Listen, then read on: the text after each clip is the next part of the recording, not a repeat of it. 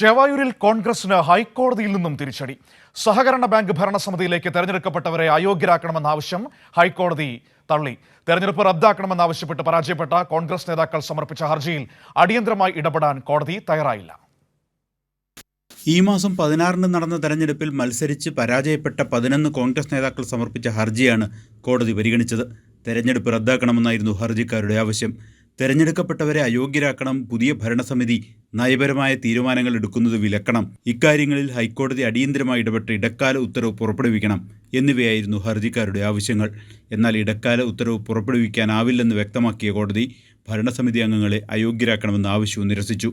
നയപരമായ തീരുമാനമെടുക്കുന്നത് വിലക്കണമെന്ന ആവശ്യവും കോടതി പരിഗണിച്ചില്ല.